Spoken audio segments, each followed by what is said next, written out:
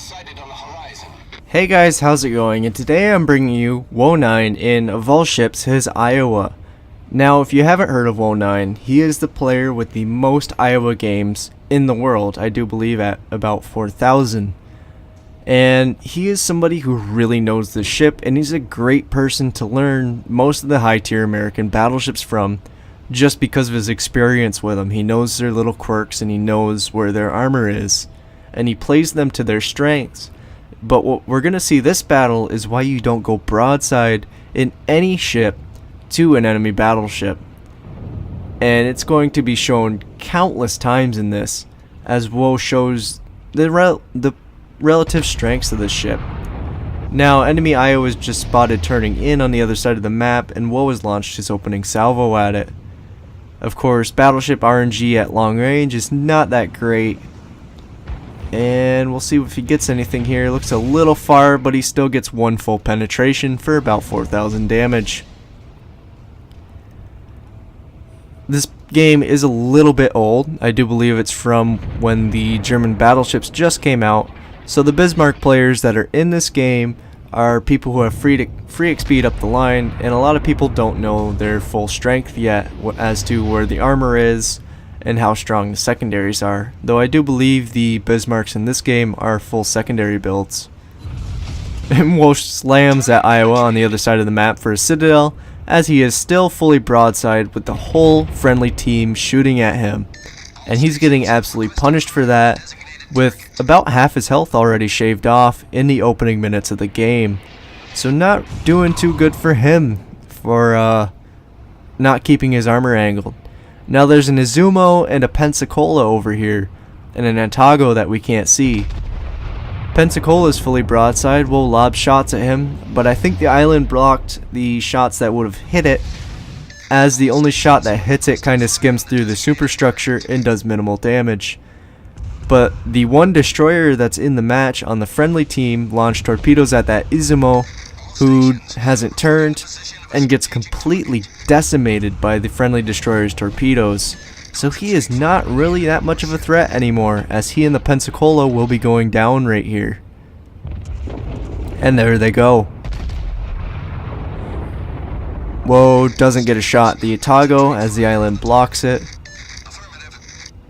And it is good to mention that there is only one destroyer on each team, so it allows the battleships to push a lot easier, and a lot of the players that you'll see won't be as afraid to push, since there isn't as many torpedoes to worry about, though there is a tier 9 carrier on each team.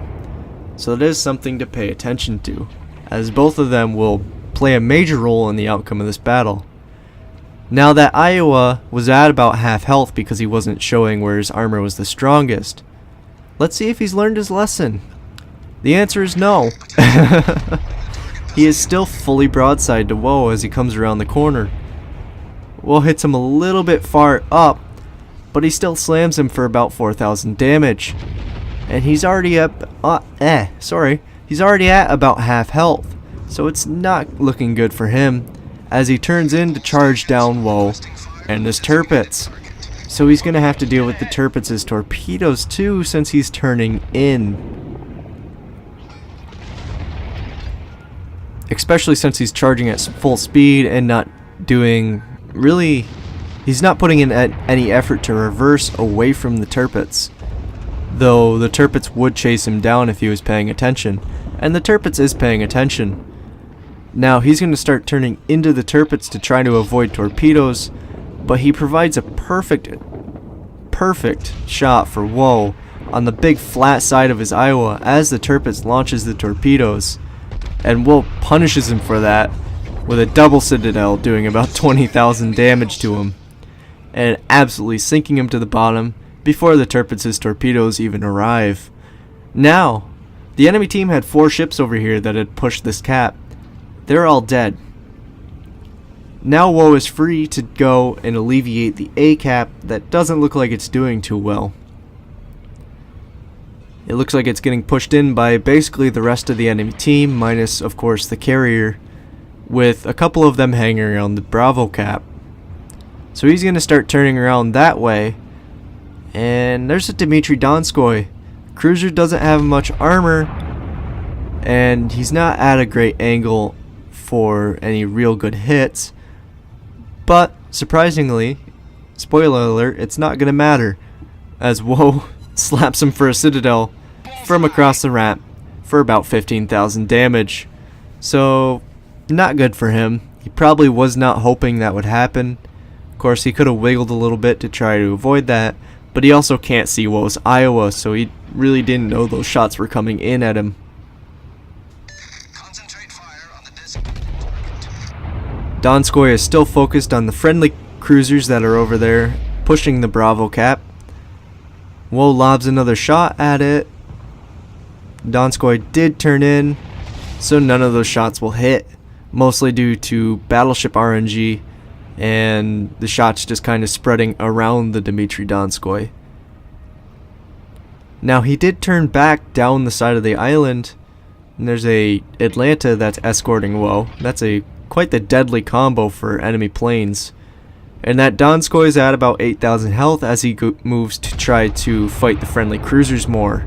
And he is fairly well angled to Woe. But that's not going to do him too well as Woe throws 2 regular penetrations through his bow and completely sinks the Donskoy. So he's done 73,000 damage before he's even left the sea cap. Now he's going to push through and help out against the Bismarcks and the Indianapolis that are capturing A and are going to move towards Bravo. You can see one of the friendly cruisers that was pushing Bravo already got sunk, and the Bismarcks are focusing the ruin that's also in the cap. And there's the one destroyer that the enemy Fubuki had. There's the one destroyer, a Fubuki, that the enemy team has.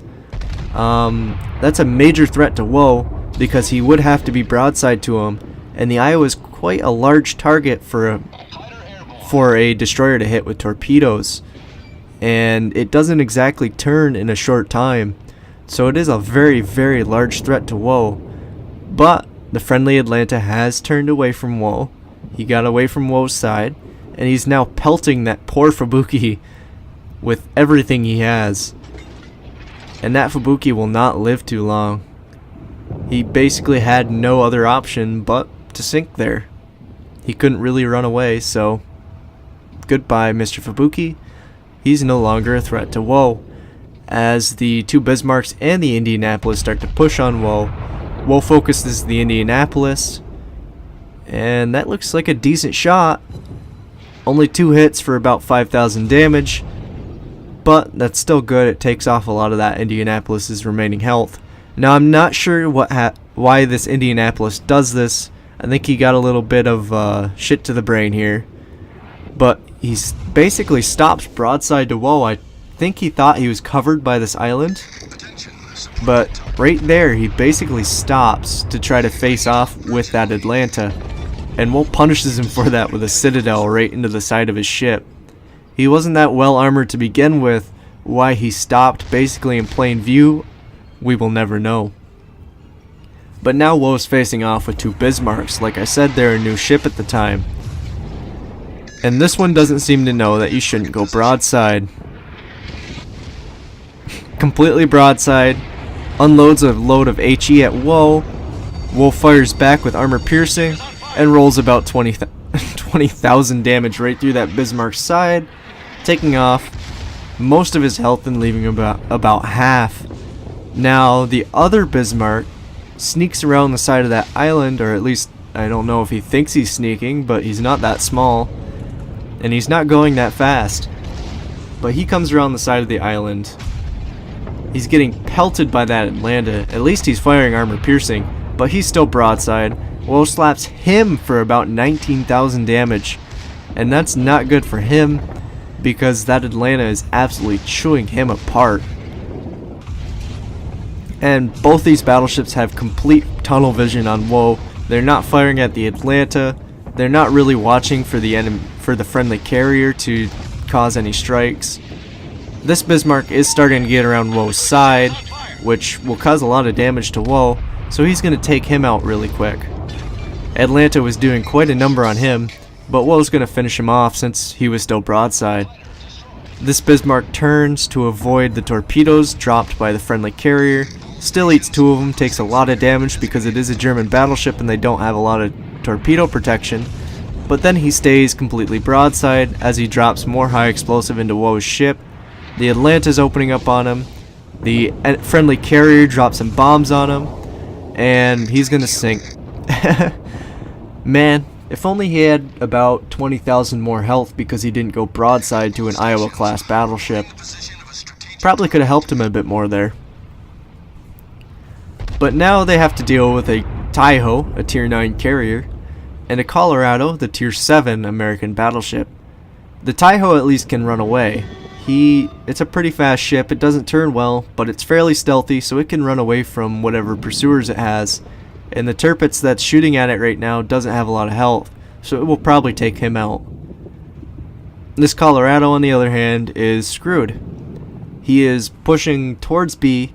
He really doesn't have any choice but to push, because where he is right now he can't turn out without taking a lot of damage in the side from Woe's Iowa, and the Atlanta's starting to open up on him and pelting him with high explosive. And that won't make him too happy, as Woe doesn't do a lot of damage to him, but permanently takes out one of his guns, and I do believe it was one on the front of his ship. So if he wants to stay angled, he can only apply one of his guns to his forward firepower. And looks like he's chosen to launch that at the Atlanta because he can't see Woe's Iowa.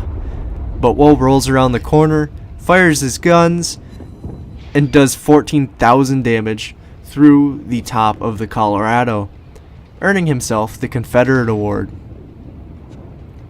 But the enemy carrier, having dealt with most of the Tirpitz's health, has started to put attention towards Woe's Iowa and the Atlanta he has supporting him, and has started to actually bomb the Atlanta.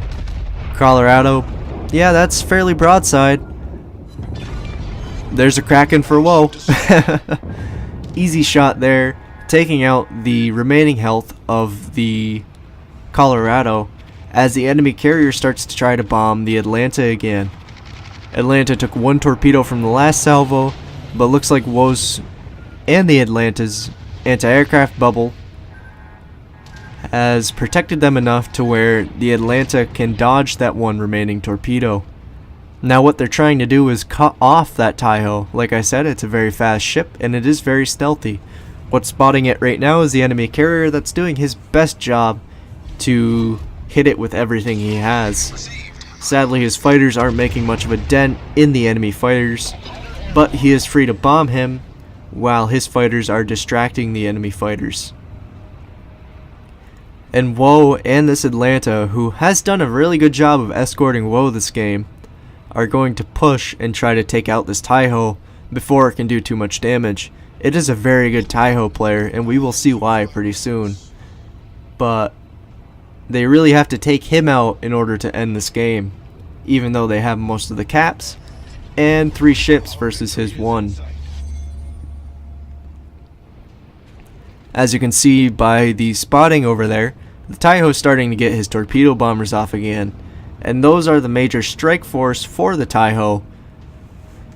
And that's not good for the Atlanta. They don't really have enough anti-aircraft to shoot down all of the torpedo bombers. And we have already figured out that that Taiho is kind of focusing the Atlanta to try to keep the defensive fire cooldown, or get rid of it so he doesn't have to worry about it, in which case he would have basically free time to bomb Woe's Iowa to death, and then go after the Essex if he had enough planes. And here comes the 3 torpedo bomber squadrons as the friendly carrier starts to send bombers towards the Taiho again. A bit too late to set him on fire. Woe's anti-aircraft completely deletes one of the strike forces. As, yep, there's some on the Atlanta. There's some on Woe's Iowa. Looks like the Atlanta popped the defensive fire cooldown, but sadly it won't save him, earning a high caliber and a Kraken award for that Taiho as he bombs Woe's Iowa. Oh, there's a fire. So enemy Taiho also has a Kraken, but he's in pretty bad straits as the friendly carrier is bombing the literal crap out of him. He's doing what he can to try to save it, but I don't think he's going to have the health to save himself from the friendly carrier and Woe combined, especially since he has to take out Woe before he can take out the friendly carrier. And Woe is pretty close. He's going to go get revenge for that Atlanta that escorted him throughout this whole game. There's the Confederate for that player too. So really good job to him, honestly, on a team that is going to lose. But really good job to him for sticking it out and doing tons of damage in that ship. Woe's rolling around that corner. Looks like the friendly carrier didn't hit him with a torpedo, but is still bombing him. And that's not really going to matter. Woe's guns bark, and he's going to kill him before those torpedo bombers can come back. So there's an extra 7,000 damage for Woe. And I'm saying that because I didn't save the end screens, which is completely my fault. I know Woe sent them to me, and I'm pretty sure I just forgot to save them. So about 168,000 damage total for Woe. 6 kills, counting that Taiho. 5 citadels, a Confederate, Kraken, 2 bases captured, tons of EXP and flags going to Woe for that awesome game in the Iowa, showing exactly why you don't show your broadside in a battleship. Use the armor your ship has. It should be common sense at this point. You wish it was, but as shown by the enemy Bismarcks, some people just don't get it. And honestly, those people are damage farms for the rest of us. I hate to say it, but they kind of are. Unless they get a good shot on another player, they usually turn into damage farms because they aren't using their armor that they have. Use your bow armor. Only turn out to use your rear guns when you know the enemy battleship is reloading after he just fired, when you have the most time to turn back in and get your armor back into position. Anyway, hope you guys enjoyed this. I know it was an older replay, and I do have some newer ones coming out soon. But hope you guys enjoyed. I'll be putting out a lot more videos since I was absent the last 2 weeks. And have a great day, guys. Good luck out there.